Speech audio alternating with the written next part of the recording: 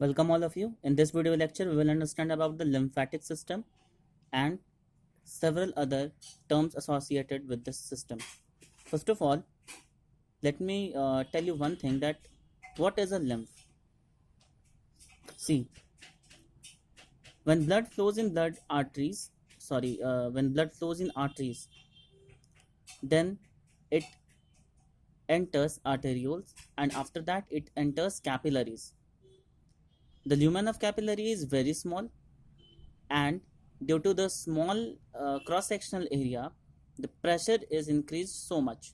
So in capillaries there is a very high pressure, and due to this high pressure some of the plasma along with WBC, especially lymphocytes, oozes out of the blood capillaries and goes into the extracellular space.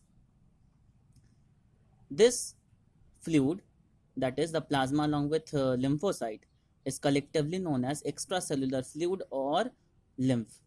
So lymph is that plasma along with lymphocyte which oozes out of the blood capillaries while flowing with a very high pressure. What is its function? You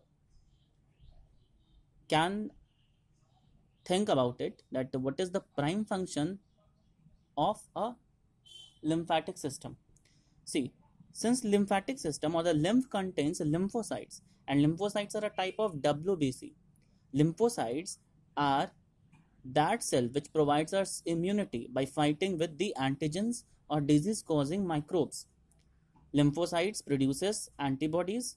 Basically there are five type of antibodies.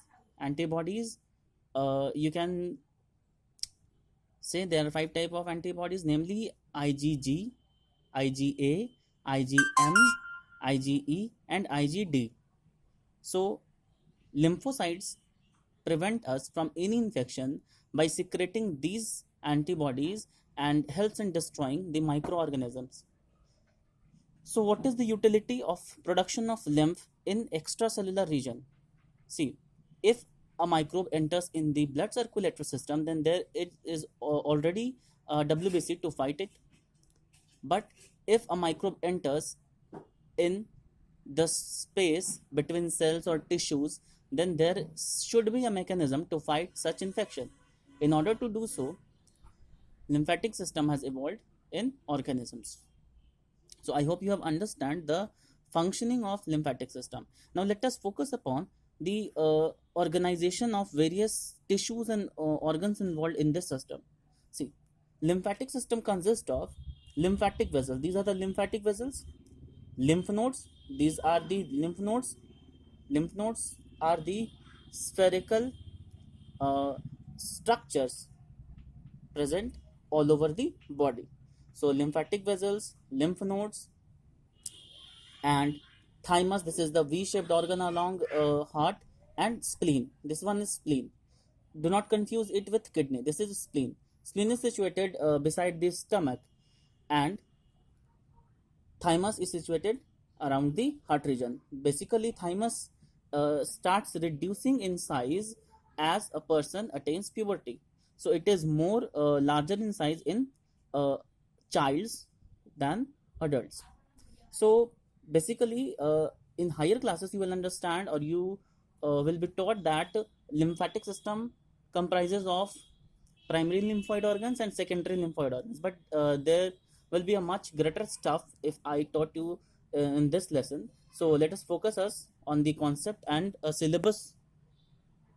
So lymphatic system consists of spleen, thymus, tonsil, lymphatic vessels and lymph nodes.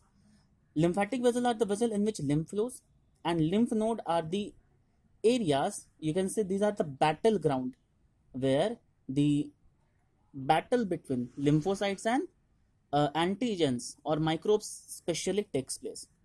Okay, then the lymph enters after flowing to lymphatic vessel, lymph node, it will enter to the subclavian vein. These are the subclavian veins, okay, situated along the neck region, and ultimately it will fuse in the main vein, and then after it will enter the superior and inferior vena cava and reaches the heart.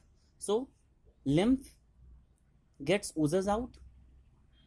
When heart pumps blood in arteries, lymph oozes out along the capillaries. From there it is taken up by the lymphatic vessels.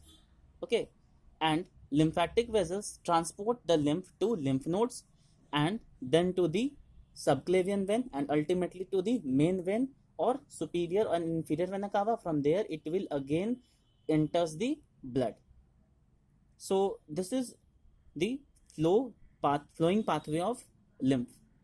In this course, what is its main function? Its main function is to extract the microbes or debris or waste materials from extracellular part and take it to the blood back again. Now, what is the function of thymus, tonsils and spleen? You have understood, I hope you have understood that lymphatic vessels and lymph nodes, what function they perform. Now let us understand what is the function of thymus, spleen and tonsils. See, tonsils are, you might have heard about tonsils in your early childhood.